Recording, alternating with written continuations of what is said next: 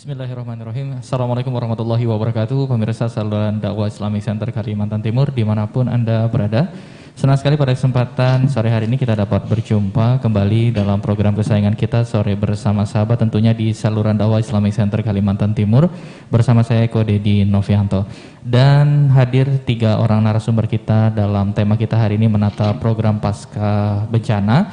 Dan tentunya bagi Anda yang tidak dapat menyaksikan siaran ini secara langsung, Anda dapat menyaksikan siaran kami melalui streaming YouTube di Saluran Dakwah Islamic Center Kalimantan Timur.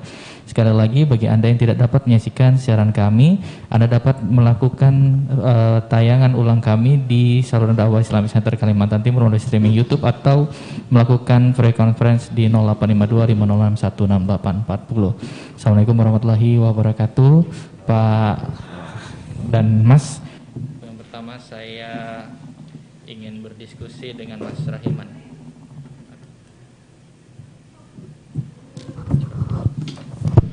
Baik, yang pertama hadir selaku narasumber kita hari ini ada Mas Rahiman selaku Ketua Pos Koordinasi Relawan Muhammadiyah Kalimantan Timur. Assalamualaikum Ustaz. Waalaikumsalam warahmatullahi wabarakatuh. Baik, yang kedua ada Mas Muhammad Siki Aulia selaku dosen dari Universitas Muhammadiyah Kalimantan Timur. Assalamualaikum Mas Oki. Waalaikumsalam warahmatullahi wabarakatuh. Ya, dan narasumber kita yang ketiga ada Bapak Hairil Anam dari MDMC Pimpinan Pusat Muhammadiyah. Assalamualaikum Bapak. Waalaikumsalam warahmatullahi wabarakatuh, Mas. Baik, terima kasih sudah hadir di kesempatan sore hari ini. Tentu ini merupakan sebuah kesempatan yang sangat penting dan spesial bagi kami karena di sini juga ada Pak Hairil Anam jauh-jauh dari Kota Yogyakarta, dari pusat, sudah hadir di studio kami pada sore hari ini. Saya ingin berbicara di awal dengan Mas Rahiman terlebih dahulu barangkali ya. Bagaimana kabar hari ini, Mas? Sehat? Alhamdulillah sehat, Mas. Alhamdulillah. Baik. Tadi kita sudah berdiskusi banyak hal sebelum kita on air di studio ini terkait tentunya dengan tema kita menata program pasca tanggap darurat tentunya. Nah, barangkali Mas Rahiman dapat menjelaskan kepada pemirsa kita di rumah maupun di studio program-program apa saja yang hari ini dilakukan, kemudian sebenarnya apa yang menjadi cikal bakal pos koordinasi ini dapat terbentuk. Silakan. Baik, terima kasih Mas Eko atas waktunya. Bismillahirrahmanirrahim. Assalamualaikum warahmatullahi wabarakatuh. Alhamdulillah, singkat. Insyaallah pada kesempatan ini izinkan kami memberikan informasi sifatnya berbagi. Setelah terjadi bencana baik itu gempa di Sulbar dan banjir di Kalimantan Selatan, kemudian turun surat dari pimpinan pusat dalam rangka permohonan untuk mengirimkan relawan, khususnya dalam hal ini kepada Muhammadiyah Kalimantan Timur. Setelah itu kami melakukan koordinasi dan komunikasi tentunya kepada pimpinan kami, ayahanda pimpinan wilayah Muhammadiyah Kalimantan Timur, kemudian juga selaku penanggung jawab yaitu Lembaga Penanggulangan Bencana Muhammadiyah Kalimantan Timur, MDMC Kalimantan Timur. Setelah melakukan komunikasi, kemudian disepakati untuk dibentuk pos koordinasi. Untuk apa? Tentunya dibentuknya pos koordinasi ini diharapkan agar relawan Muhammadiyah Kalimantan Timur dalam upaya menanggapi atau merespon bencana yang terjadi di 2 tempat tersebut bisa satu arah, satu langkah dan satu visi misi, begitu Mas Eko. Sehingga pada awal kami mengawali respon itu sekitar tanggal 11 Januari 2021, kemudian dengan mengirimkan tim asesmen untuk kaji cepat kebutuhan, program apa yang mungkin bisa kami lakukan dan kami bisa bantu. Setelah tim asesmen pulang, akhirnya kami kembali melakukan komunikasi dan koordinasi. Setelah itu kemudian kami menyusun program. Yang pertama kami lakukan itu adalah pendirian dapur umum. Tentu kan ketika bencana masyarakat atau penyintas itu kan pastinya untuk memikirkan diri sendiri saja susah. Nah, di situ kemudian kami bagaimana kami bisa membantu meringankan. Yang pertama kami buka dapur umum. Kami buka dapur umum terus berlanjut. Kemudian pengiriman SAR, kemudian dilanjut medis. Kemudian kami juga mengirimkan relawan umum untuk pembangunan jembatan, pembersihan fasilitas umum, pembersihan sekaligus perbaikan AUM gitu, amal usaha Muhammadiyah. Hingga sampai 17 Februari 2021 secara resmi kami menutup pengiriman relawan tanggap darurat bencana. Tercatat di pos koordinasi itu sekitar 142 relawan Muhammadiyah Kalimantan Timur yang kami berangkatkan untuk merespon dua bencana tersebut. Yang pertama di Sulbar. Di Sulbar relawan Muhammadiyah Kalimantan Timur itu berjumlah 20 orang yang melakukan respon dengan mengirimkan tim SAR dan tim dapur umum, juga mengirimkan 3 armada.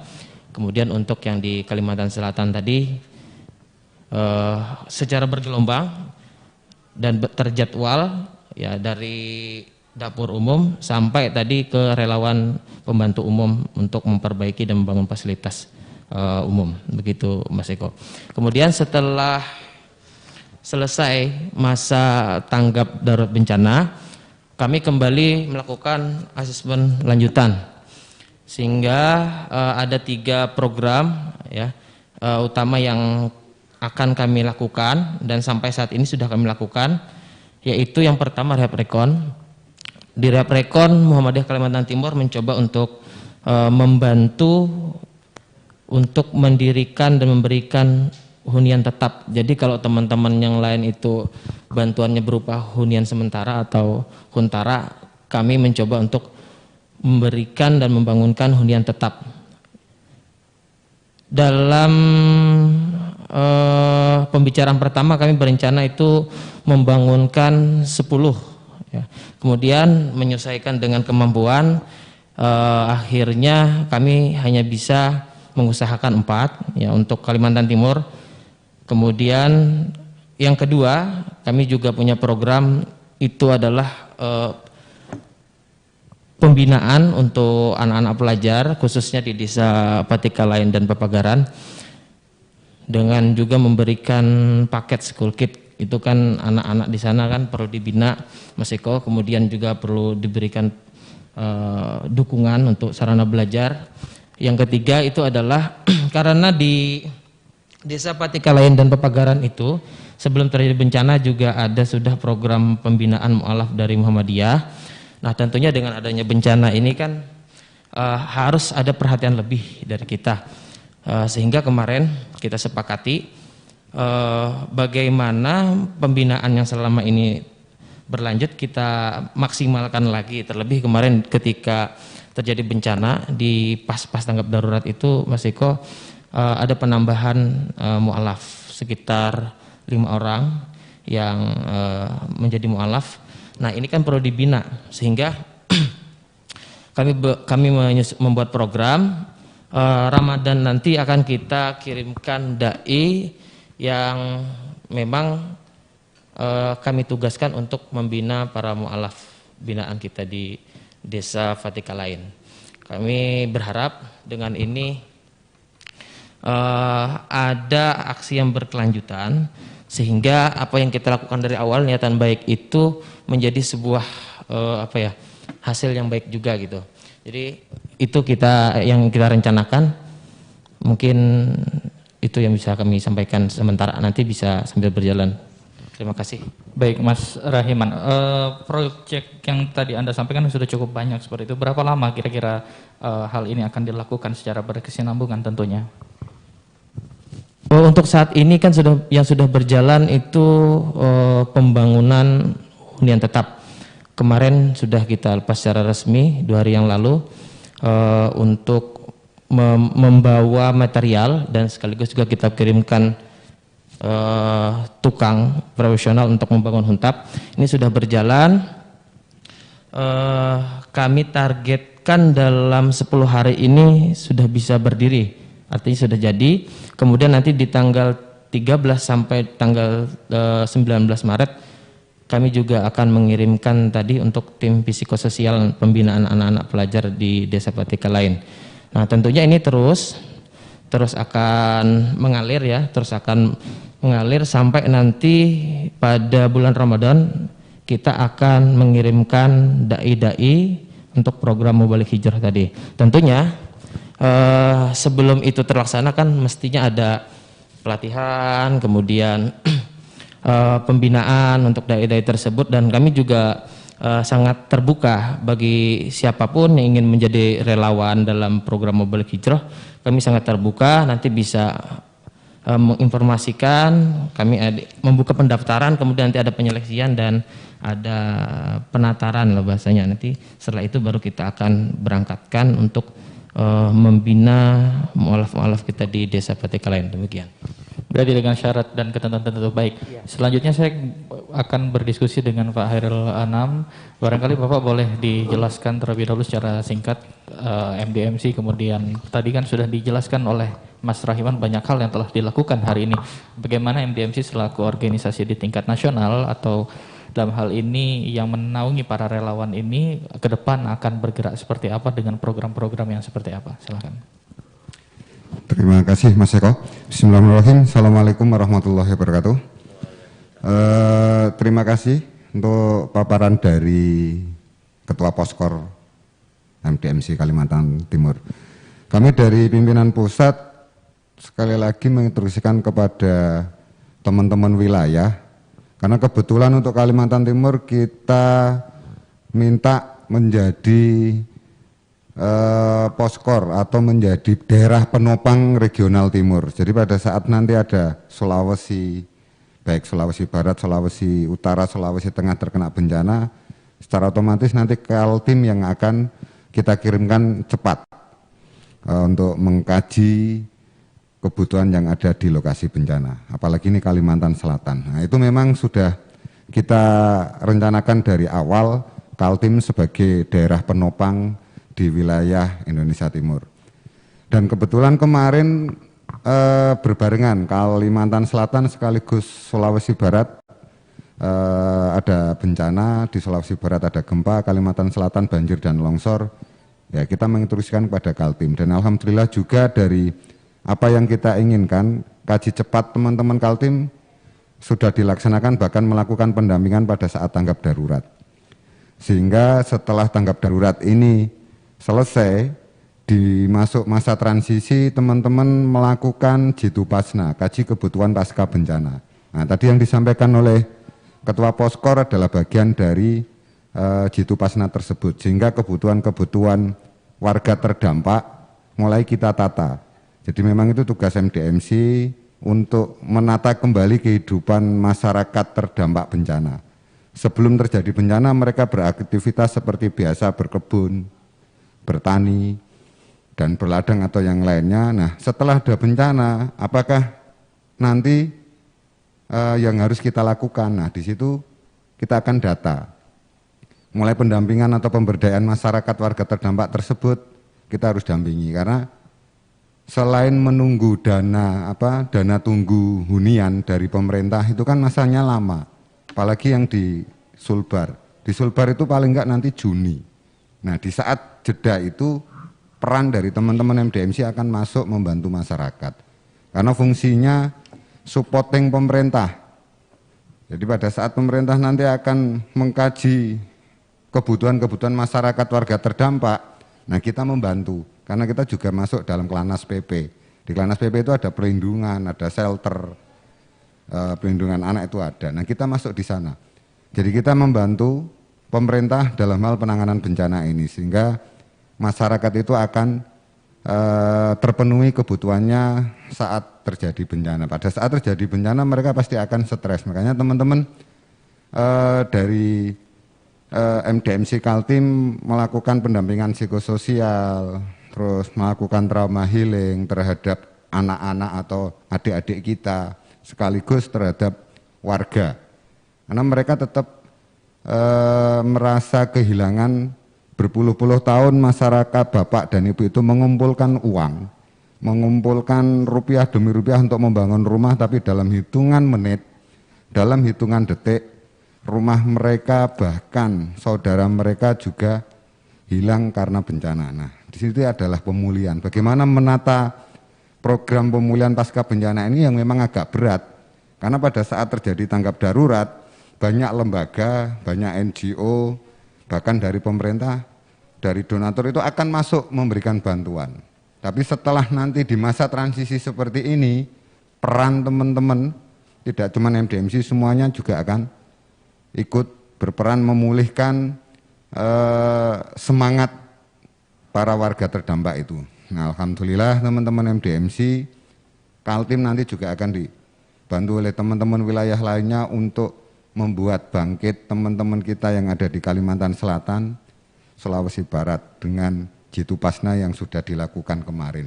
Karena Jitu Pasna itu adalah pada saat tanggap darurat, kebutuhan masyarakat itu sudah kita penuhi. Nah, setelah bencana ini, itu nanti yang akan pada saat tanggap darurat belum terpenuhi. Nah, di pasca ini yang akan kita penuhi. Salah satunya tadi dibantu dengan hunian tetap oleh MDMC. Ya, mudah-mudahan sedikit membantu. Dan sekaligus itu kita melakukan pemberdayaan. Kita bantu mungkin bibit atau apa, bagaimana cara menanam yang baik, bagaimana berkebun yang tidak akan merusak lingkungan, sehingga nanti ancaman bencana di sekitar itu akan mulai berkurang. Dan sekaligus kita kenalkan bagaimana masyarakat bersahabat dengan bencana, sehingga pada saat ada ancaman bencana, masyarakat bisa untuk menghindari bencana tersebut. Itu Mas Eko. Baik, dari kami. Pak Anam, apa saja hari ini kendala-kendala yang barangkali sudah ditemui di lapangan? Karena kalau kita lihat kan memang negara kita hari ini sedang dilanda pandemi COVID-19 kurang lebih hampir setahun terakhir. Nah, lantas bagaimana MDMC menyikapi hal ini di tengah-tengah bencana kita yang memang luar biasa, satu persatu muncul seperti itu, tapi juga kita diuji dengan kondisi seperti ini. Silakan Pak. Ya, terima kasih. Wabah memang belum berakhir. Dan itu kendala bagi teman-teman relawan di lapangan dengan adanya COVID-19 ini. Tapi bagaimana dengan adanya COVID-19 ini bukan menjadi penghambat atau bukan menjadi hambatan bagi teman-teman relawan, khususnya untuk teman-teman MDMC. Dengan seperti ini kita akan terus bersosialisasi kepada masyarakat pentingnya bermasker, pentingnya jaga jarak dan tidak keluar kalau tidak penting banget, gitu kan. Itu kita sosialisasikan kepada masyarakat. Yang memang kendala yang saat ini kita alami di lokasi bencana satu, kesadaran masyarakat berkaitan dengan COVID-19 masih kurang. Terus ada beberapa kendala lagi di lokasi, karena memang terputusnya jalur transportasi sehingga membuat pergerakan teman-teman relawan agak bisa berulang. Tapi alhamdulillah itu semua bisa teratasi. Dan terus di saat seperti ini kita akan sosialisasi terus, karena di MDMC juga ada terbentuk MCCC3 gitu kan. Kita harus mengenalkan kepada masyarakat bagaimana COVID ini tidak menakutkan, tapi bagaimana masyarakat itu waspada. Sehingga penularannya pun kita bisa menahannya. Itu Mas Eko. Baik, satu pertanyaan lagi Pak. Bagaimana hari ini terkait hal yang sudah banyak dilakukan oleh MDMC, kemudian kita hubungkan dengan dukungan baik stakeholder, kemudian masyarakat maupun pemerintah dalam menyikapi khususnya dua agenda besar ini, yaitu gempa Sulbar dan banjir di Kalimantan Selatan. Oke, kami dari pimpinan pusat sering berhubungan erat dengan pemerintah dalam hal ini dinas-dinas terkait. Kalau dalam kebencanaan ada BPBD, ada dinas sosial, itu kita sering kontak dengan dinas kesehatan, karena itu memang bagian dari program pemerintah Pentahelix itu, bahwa penanganan bencana itu tidak bisa diserahkan kepada pemerintah saja, tapi di mana di situ ada dunia usaha, ada masyarakat, ada akademisi, dan ada media, termasuk TV Islamic Center ini itu berperan juga dalam hal penanganan bencana. Dalam hal penanganan ini kita sering koordinasi dengan pemerintah, apa yang sudah dilakukan oleh MDMC, posisinya di mana, terus ada berapa relawan yang sudah terjun, itu kita laporkan semuanya. Untuk dinas sosial kita melakukan perlindungan perempuan dan anak, kita nyampaikan. Kita membangun Huntap, kita sampaikan kepada Klanas Shelter, Klanas PP yang berhubungan dengan shelter atau hunian. Nah, kita sering berkoordinasi terus, kebetulan setiap 3 hari sekali kita melakukan webinar bersama dengan komunitas-komunitas lembaga yang ada di bawah naungan HFI. Jadi kita sering koordinasi terus. Gitu Mas Eko, jadi tetap koordinasi. Baik, terima kasih Pak Hairul Anam. Selanjutnya saya berbincang-bincang dengan Mas Oki, tapi sebelum kita berbincang-bincang, bagi pemirsa di rumah yang tidak dapat menyaksikan siaran ini secara langsung, Anda dapat menyaksikan siaran ini melalui streaming YouTube kami di Salon Dakwah Islamic Center Kalimantan Timur dalam program Bersama Sahabat. Dan bagi Anda yang ingin mengirimkan pertanyaan, Anda dapat mengirimkan melalui 085250616840. Mas Oki, sebagai seorang akademisi, bagaimana tanggapan Mas Oki terkait dengan rencana strategis atau apa masukan-masukan yang dapat diberikan sesuai dengan tentunya kajian-kajian ilmiah hari ini terkait dengan kebencanaan dan kebutuhan masyarakat kita yang seperti kita tahu memang banjir di Kalimantan Selatan ini cukup unik, posisinya berada di atas gunung dan sebagainya. Kemudian dilihat dari karakter budaya, adat istiadat tentu berbeda. Barangkali Mas Oki bisa memaparkan kepada kita semua pada kesempatan siang hari ini sebagai benang merahnya seperti apa, silahkan. Oke, terima kasih Pak Eko atas waktunya. Pertama-tama saya apresiasi dulu dari MDMC dan juga dari relawan dari Muhammadiyah yang memang sudah ikut berkontribusi terhadap bencana-bencana yang kemarin terjadi di Kalsel. Sebenarnya secara akademik saja mungkin saya akan berbicaranya Pak. Jika berbicara dengan isu kebencanaan dari perspektif, kebetulan saya dari hubungan internasional, dari perspektif hubungan internasional itu ada kaitannya dengan bagaimana bencana itu berdampak atau beresiko terhadap masyarakat. Secara rumusnya sebenarnya ada R, resiko itu sama dengan nanti hazard atau bahaya ditambahkan dengan vulnerability atau kerentanan masyarakat, nanti itu berbanding terbalik dengan yang namanya capacity atau kapasitas masyarakat. Nah ini menarik sekali dibahas bagaimana peran dari lembaga-lembaga faith-based organization seperti MDMC dan juga NGO itu berperan untuk peningkatan kapasitas ini, kapasitas masyarakatnya. Karena memang tidak bisa dipungkiri jika kita hanya berpangku tangan terhadap pemerintah, itu di kondisi dunia yang sekarang ini, apalagi di kondisi kebencanaan yang serba cepat dan banyak sekali masyarakat yang terdampak ya, yang rentan terhadap kebencanaan, itu semakin tidak rasional ya jika kita hanya berpangku tangan kepada pemerintah. Jadi peran dari NGO, komunitas, masyarakat dan juga para aktivis humanitarian atau kemanusiaan itu menjadi sangat penting sekali untuk dibahas seperti itu. Berkaitan dengan konteks banjir di Patikalean Ulu, kita bisa melihatnya bahwa ternyata memang ada tadi yang namanya konsep kerentanan tadi atau vulnerabilitas tadi itu. Jadi memang yang namanya hazard atau bahaya itu dikalikan dengan vulnerabilitas. Jadi dibagi dengan yang namanya kapasitas masyarakat. Jadi kalau misalnya kita memperkuat kapasitas masyarakatnya dengan berkontribusi dengan terhadap berbagai aksi-aksi kegiatan humanitarian tadi, itu secara umum bisa mengurangi dampak atau resiko dari adanya bahaya dan juga kerentanan dari masyarakat tadi. Tapi sayangnya saya baca di berita juga dan saya wawancara beberapa teman juga, ternyata memang banjir di Patikalean Ulu itu ternyata di atas gunung ya Pak. Di atas gunung, dan ternyata itu memang ada hubungannya dengan berbagai aktivitas-aktivitas ilegal seperti penambangan kayu ilegal dan sebagainya macamnya, yang itu sebenarnya itu meningkatkan vulnerabilitas itu tadi atau kerentanan dari masyarakat tadi, sehingga kapasitas kita perkuat, hazardnya atau bahayanya itu sebenarnya juga tidak begitu besar ya memang cuma akhirnya tidak begitu besar, tapi vulnerabilitasnya itu meningkat jauh. seperti itu. Jadi risknya atau resikonya terhadap masyarakat itu menjadi jauh lebih parah daripada apa yang mungkin diprediksi seperti itu. Nah mungkin seperti itu, Mas. Kemudian rekomendasi terkait dengan humanitariannya sendiri seperti apa, Mas? Oke, untuk rekomendasi, Mas, saya secara textbook dulu aja ya. Jadi menurut UNOCHA, United Nations Office for the Coordination of Humanitarian Affairs, sebenarnya dalam aksi-aksi kemanusiaan terhadap secara umum 4 asas atau 4 prinsip humanitarian. Yang pertama itu adalah humanism atau humanity-nya atau aspek-aspek kemanusiaannya. Jadi di mana kita aksi kemanusiaan ini itu seyogyanya adalah bermotif berusaha untuk sebanyak-banyaknya kita membantu orang-orang yang ada di lapangan. Jadi aspek-aspek kemanusiaannya itu yang harus menjadi motif utama kita dalam aksi-aksi kemanusiaan. Itu yang pertama. Yang kedua adalah impartiality, atau dalam aksi kemanusiaan, impartiality itu berarti ketika kita di kondisi bencana, aksi-aksi kemanusiaan itu seyogyanya haruslah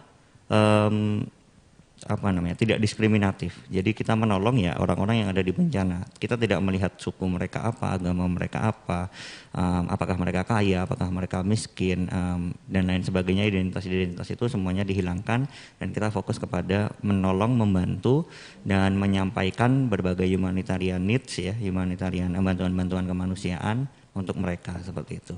Yang ketiga adalah neutrality atau netralitas. Jadi di mana kita sebagai aktor kemanusiaan, agensi kemanusiaan itu haruslah bersikap netral. Dalam konteks ini mungkin berlaku ketika kita mungkin memberikan bantuan kemanusiaan ke daerah-daerah yang konflik seperti itu.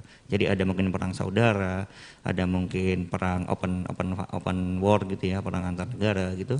Ketika kita memberikan bantuan kemanusiaan haruslah kita bersikap netral tanpa kita berkubu terhadap satu pihak seperti itu, karena itu akan menambah runyam permasalahan mereka dan akhirnya bantuan kita malah jadi terhalang seperti itu dengan berbagai policy yang akhirnya mereka buat seperti itu. Dan yang terakhir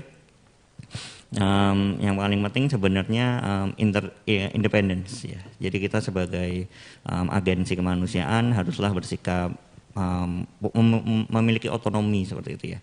Jadi fokus kita itu adalah untuk bagaimana kita bisa berkontribusi terhadap peningkatan kapasitas mereka di daerah bencana, dan janganlah kita akhirnya turut maksudnya memiliki motif berbeda seperti itu. Mungkin motif-motif ekonomi, motif-motif politik daripada pendonor itu haruslah kita hilangkan seperti itu.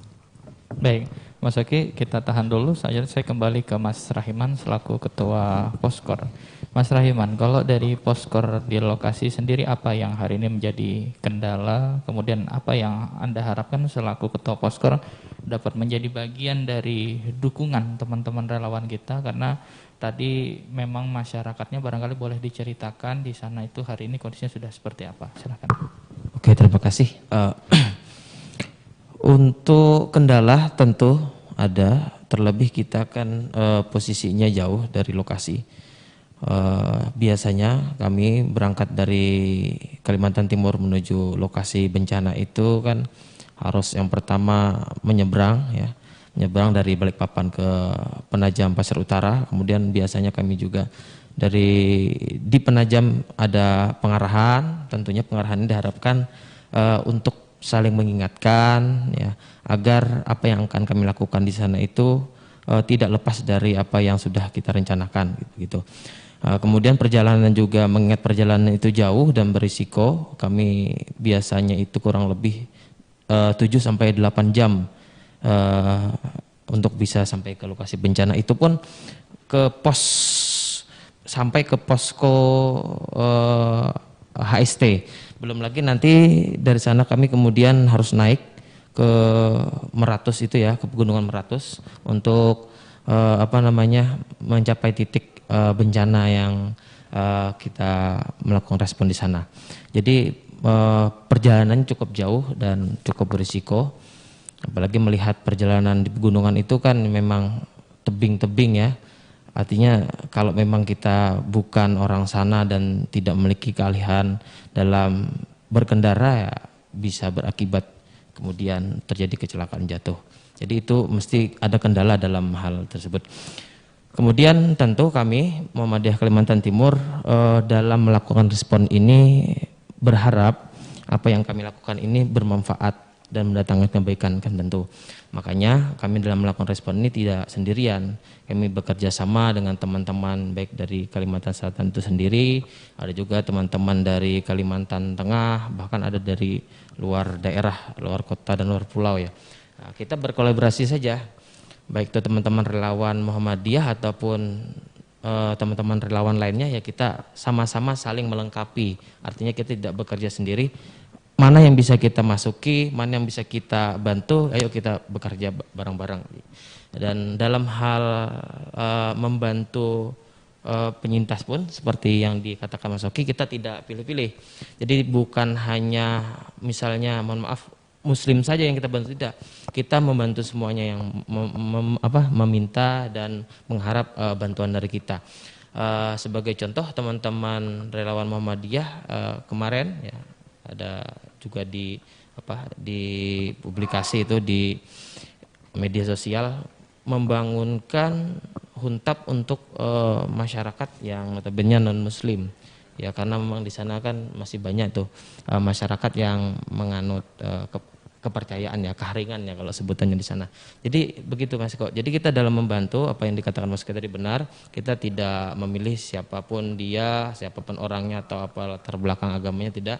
Apa yang bisa kami berikan untuk membantu mereka ya kita berikan, dan tentunya kami selalu berkomunikasi dan bekerja sama dengan teman-teman lainnya. Baik, terima kasih Mas Rahman. Selanjutnya Pak Hairil Anam. Pak, tadi sudah dipaparkan oleh Mas Oki melalui teori humanitari, kemudian kondisi juga di lapangan sudah dijelaskan panjang lebar dengan Mas Rahman. Untuk strategi jangka panjang yang akan dilakukan MDMC pusat sendiri khususnya dalam bencana yang terjadi di Kalimantan Selatan, bagaimana daya dukung ke depan, kemudian bagaimana dukungan masyarakat tentunya yang menjadi bagian dari stakeholder MDMC terkait dengan hal ini. Silahkan. Oke, terima kasih. Jadi benar apa yang disampaikan oleh Mas Oki tadi, bahwa dalam kemanusiaan itu kita harus netral, itu salah satu. Karena kita bicara kemanusiaan, apapun sukunya, apapun apa tetap kita tolong. Kalau MDMC tidak memakai itu berarti nggak harus ke Kaltim atau kemana. Tapi ini tetap karena demi kemanusiaan dan kita harus netral sehingga proses dalam bantuan itu pun akan berjalan dengan baik. Nah, kami dari MDMC Pusat tetap akan mendukung program-program dari wilayah masing-masing, sekaligus kita akan mengawal atau mengadvokasi berkaitan dengan kegiatan teman-teman di lapangan. Karena yang sering saya tekankan pada teman-teman di lapangan adalah satu, kearifan lokal itu adalah penting. Jadi pada saat kita melakukan pendampingan atau pemberdayaan masyarakat, ya kita mengikuti dari kebiasaan masyarakat itu. Tidak boleh merubah kebiasaan masyarakat. Walaupun itu misalkan ada sedikit menyimpang dengan kita tidak boleh langsung, ini enggak boleh. Tapi bagaimana kita mengenalkan masyarakat itu secara pelan-pelan. Illegal logging, mereka sudah tahu kalau salah, tapi kalau langsung kita ngomong lagi kan enggak ini. Tapi bagaimana kita mengajak masyarakat untuk menanam lagi atau apa, itu adalah pemberdayaan yang harus kita mendampingi kepada masyarakat seperti itu. Sehingga kita mengenalkan masyarakat yang disampaikan Mas Oki itu benar. Jadi manusia itu tidak bisa menolak bencana. Yang bisa kita lakukan adalah mengurangi resiko angka korban. Jadi bencana tidak akan bisa ditolak. Tapi bagaimana resiko itu akan berkurang, yaitu tadi ancaman, hazard dikalikan oleh kerentanan dan dibagi oleh kapasitas atau kemampuan masyarakat itu sendiri. Nah, yang bisa kita lakukan adalah melatih masyarakat untuk memahami kultur tanah di sekitarnya, itu kalau longsor. Bagaimana masyarakat itu bisa mengenal. Dan sering kita sampaikan kepada masyarakat pada saat terjadi bencana, masyarakat itu bukan objek, melainkan subjek. Jadi bagaimana masyarakat terkena dampak itu bisa bangkit. Ya, beliaunya sendiri yang akan mampu bangkit. Bukan relawan, bukan pemerintah atau bukan apa. Bagaimana masyarakat itu bisa bangkit sendiri dengan kesadarannya, kita yang akan mendampingi. Intinya di situ Mas. Jadi kita tetap akan menyupport kegiatan teman-teman di lapangan. Yang jelas bagaimana kita harus mengikuti kearifan lokal, wilayah, dan daerahnya masing-masing di masyarakat tersebut. Sehingga kita akan mengenalkan kepada masyarakat.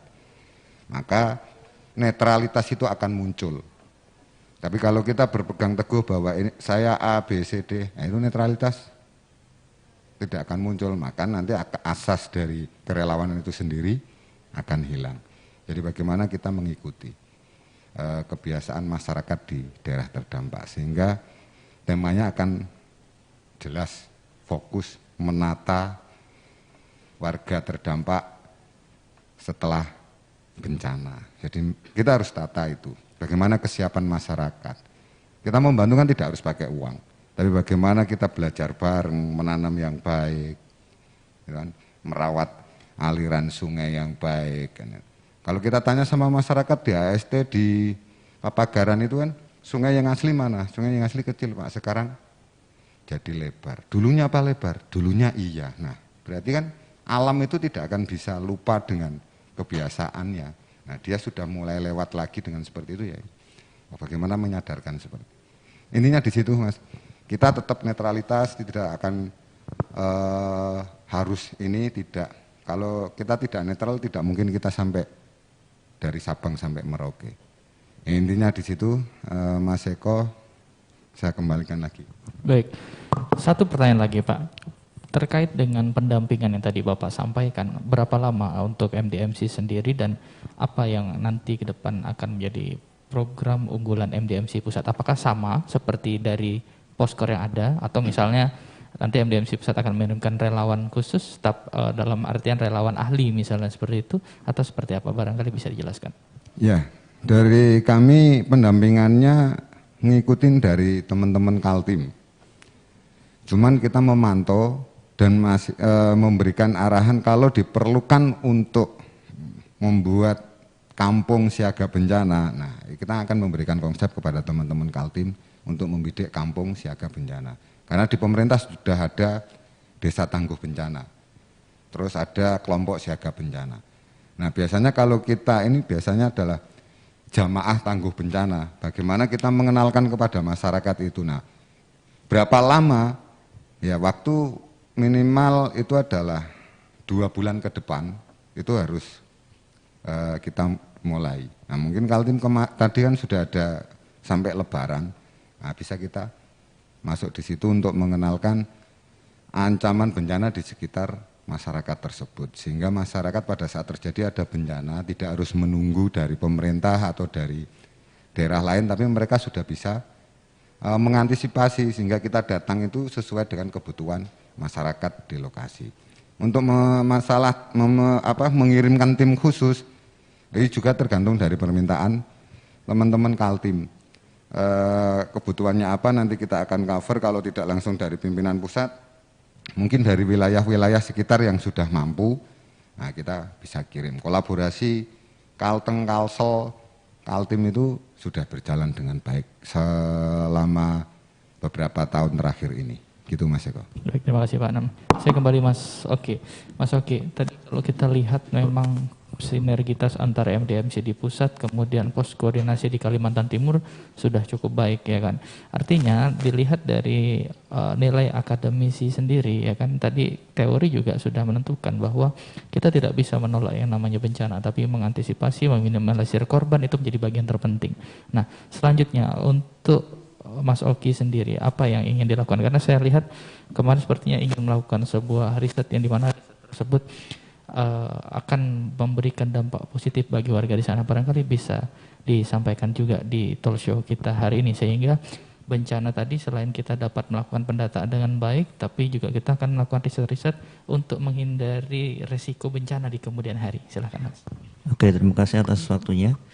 Sebenarnya MDMC ini juga Pak ya memang sudah terkenal sekali ya. Saya beberapa baca artikel-artikelnya, memang skalanya sudah internasional seperti itu MDMC ini. Dalam artian berbagai aksi-aksinya sudah komprehensif, berbagai koordinasinya juga sudah bagus dan sudah benar-benar menyebar ke seluruh Indonesia seperti itu ya.